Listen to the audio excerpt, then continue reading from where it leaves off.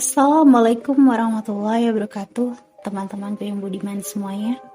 Terima kasih banget yang udah mau menyempatkan diri buat ngeklik video ini ya.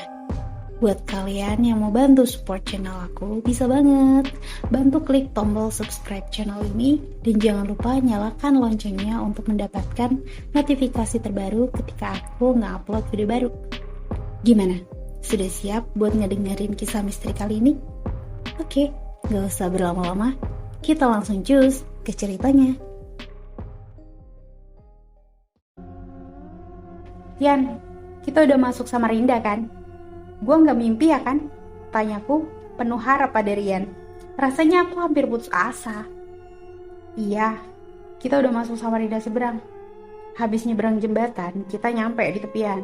Jawab Rian, tampak tak begitu peduli. Tak bisa kugambarkan betapa leganya diriku saat melihat keramaian di sekeliling kami. Kesibukan orang yang lalu lalang, rasanya semua kengerian yang baru saja kami alami hilang begitu saja. Kita ke bengkel dulu, Ndra. Kayaknya ban depan Simbah peyang nih, ajak Rian. Oke, ucapku sependapat. Rian tahu saja bengkel yang masih buka di daerah tepian. Kulihat dia menjelaskan detail kondisi Mbah pada mekanik. Cukup lama mereka berdiskusi, sampai akhirnya Rian kembali menghampiriku dengan wajah lesu. Bontang masih jauh kan Yan dari sini? Tanyaku yang mulai lelah. Lumayan, Ra. 2 jam lah kalau kita ngebut Samarinda Bontang, jawabnya sambil memberikan sebotol air mineral padaku. Masih jauh banget ya. Gimana kalau kita istirahat di Samarinda dulu Yan? Besok pagi kita lanjut. Usulku berharap Rian menyetujuinya. Istirahat di mana? Tanya Rian balik dengan nada yang cukup tinggi. Hotel. Jawabku ringan dengan senyum tanpa dosa. Duit gue udah nipis. Ini aja kita mesti ganti pelek. Enteng banget lu minta nginep di hotel. Ada duit lu? Kagak kan? Ampun dah, ujar Rian lemes. Yaudah, kita cari masjid aja. Kita tidur di sana, ujarku dengan memberikan pendapat. Kagak. Lu lupa, tadi kita sholat maghrib gimana? Jawab Rian yang mulai emosi. Ya berarti kita lanjut Yan, tanyaku agak pasrah. Kita gak bisa ngebut Ndra. Poros Samarinda Bontang parah. Banyak lubangnya, lanjut Rian.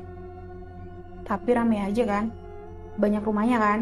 Tanyaku penasaran. Ya gak jauh beda main tadi, jawabnya lesu.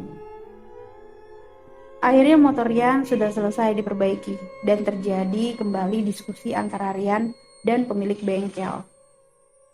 Sial, habis 600.000. Bosnya cuma ngasih kortingan dikit. Ayo Ndra, jangan sampai kita kemalaman, ujar Rian emosi sambil menyalakan motornya.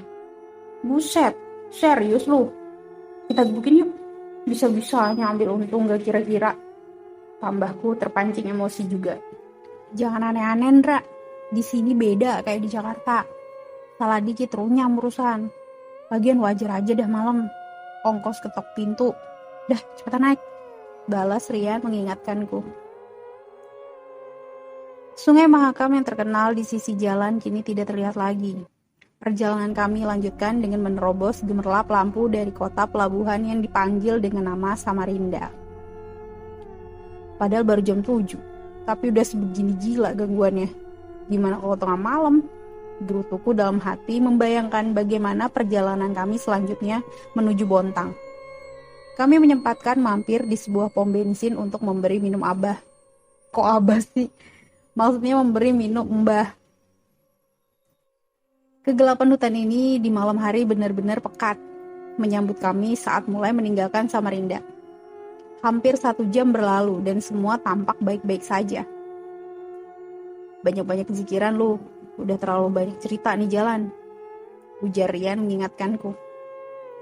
Maksud lu apaan? Tanyaku bingung. Kebun karet Ndra, ujar Rian terdengar pasrah. Tiba-tiba tak jauh di depan kami terlihat ada pengendara motor juga sama seperti kami sedang berhenti di pinggir jalan. Yan, berhenti Yan. Kasian tuh Yan, bawa anak kecil motornya mogok. Gelap-gelapan lagi. Bujukku pada Rian yang mencoba mengacuhkannya saat kami melewati mereka. Aduh, iya, jawab Rian kesal. Walau begitu, Rian masih memiliki sisi kemanusiaan. Dia akhirnya memutar balik motor dan menghampiri mereka. Kenapa Pak? Mogok kah? Ada yang bisa saya bantu? Tanyaku selembut mungkin pada bapak-bapak yang sedang mengotak-ngatik motornya itu. Tidak apa-apa mas, kehabisan bensin aja, jawabnya dengan suara yang sangat berat. Oh, tadi saya ngisi full di Samarinda pak, kita tap aja, saya ada selangnya di jok. Tawar Rian sembari membuka jok motornya. Sekitar 1 liter bensin telah dipindahkan dari motor Rian ke motor bapak tersebut. Tujuannya kemana pak? Tanyaku pada si bapak. Ke depan, jawab si bapak singkat. Daerah mana pak? Tambah Rian penasaran. Depan mas, ujar istri dari bapak itu menjawab pertanyaan Rian. Saat aku ingin bertanya lebih lanjut, Rian mencegahku dengan isyarat tangannya. Makasih banyak ya mas, tapi saya nggak punya uang, tambah istri dari bapak itu sambil menggendong anaknya. Gak usah bu, nggak apa-apa, jawab Rian tersenyum. Bapak duluan aja, biar saya ikutin dari belakang.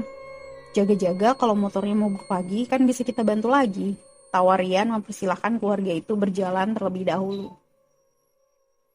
Dra, ayo buruan, kita ikutin. Lumayan jadi ada teman, lanjut Rian langsung menyalakan motornya. Emang dah kalah-kalahan si Rian, pinter juga caranya, pikirku setuju.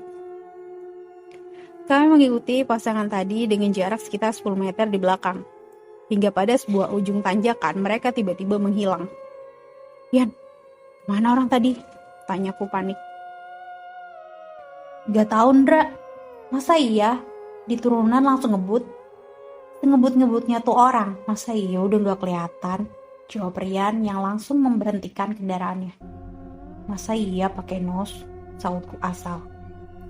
Kami mencari mereka sepanjang pinggir jalan tempat mereka menghilang, tapi tak menemukan tanda-tanda apapun.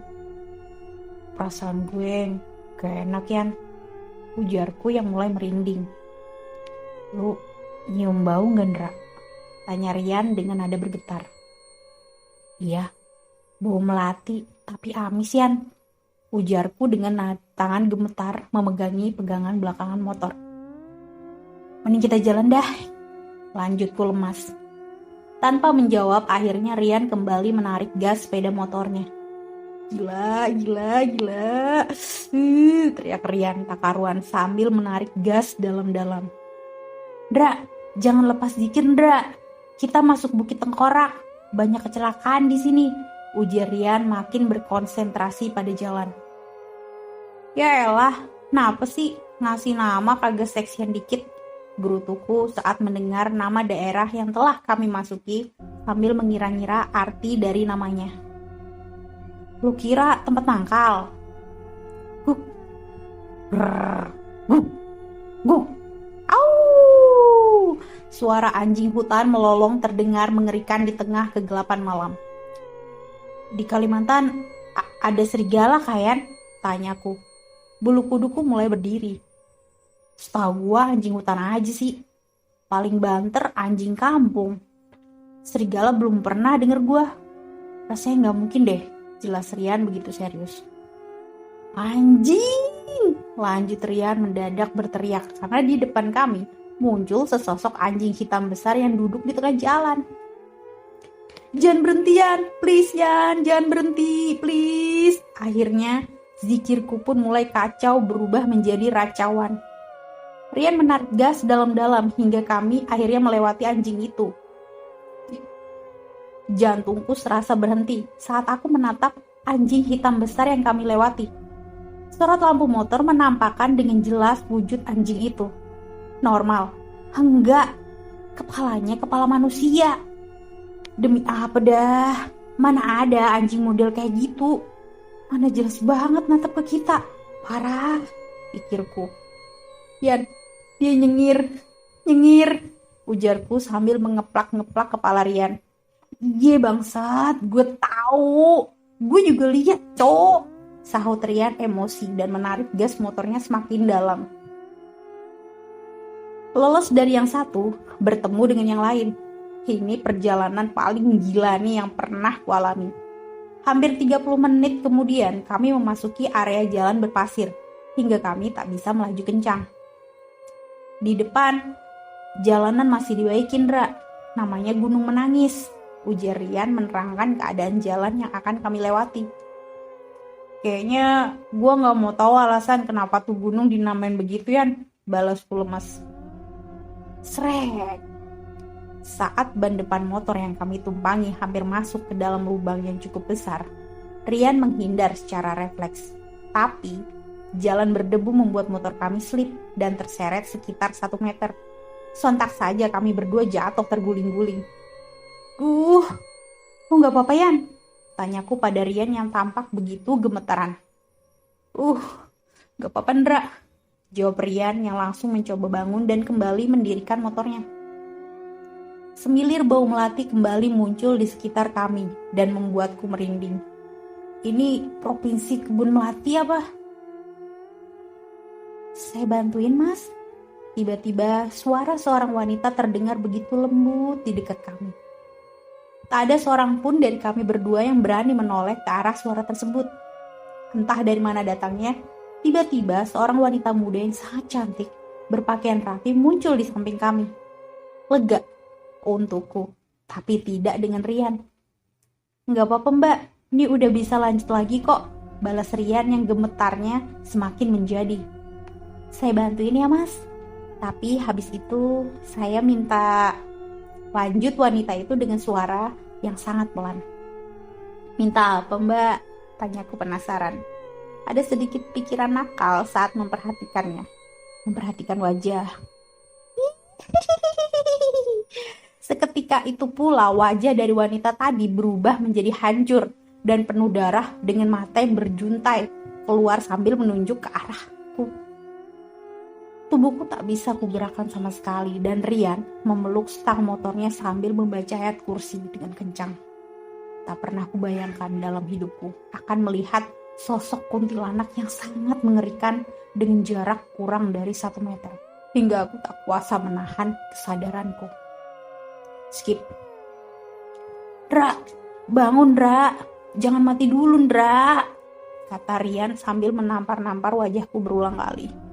Udah Nyong, udah sadar gue, sakit semua muka gue nih, ujarku pada Rian sambil menutupi wajahku yang jadi sasaran kepanikannya dengan kedua tangan.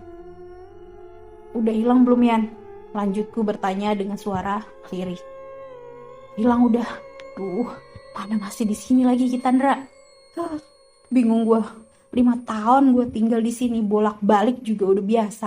Gak pernah gue digangguin sebegininya. Jelas Rian lesu.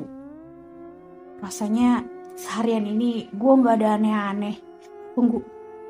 Tambahnya sambil berlagak seperti pemeran utama sinetron emak-emak. Lu bawa apa aja sih dari Jakarta? Lanjut Rian sambil membongkar tasku. Baju doang Yan, sama gue tadi beli telur asin 2 biji di tempat ngopi depan bandara buat kita makan di jalan. Jelasku santai. Jadi lu nyangu, terus lu kagak ngomong ke gue. Dra, di Kalimantan tuh kalau lu nyangu mesti lu tinggalin sebagian bego, bentak Rian sambil menoyor kepalaku. Aduh, pantes aja, geblek, lanjutnya. Ya kan gue pikir buat kita nyemil di jalan daripada lapar. Gue juga beliin lu kok. Nih ada 2, lu mau? Balasku dengan wajah tanpa dosa. Kagak, buang aja, ujar Rian kesal. Kan ditinggalin sebagian, berarti gue buang 1 terus 1-nya gue makan, gak apa-apa kan? Lapar gue Yan, ucapku dengan mengiba. Terserah lu dah, gue mau pulang, ujar Rian kesal sambil menyalakan motornya. Akhirnya aku melemparkan salah satu telur asin yang kubawa ke arah semak-semak dan memakan yang satunya di perjalanan. Rian tak banyak bicara setelah itu. Sampai, lu lihat langit yang merah itu Ndra? Itu flare-nya badak sama PKT. Di situ Bontang.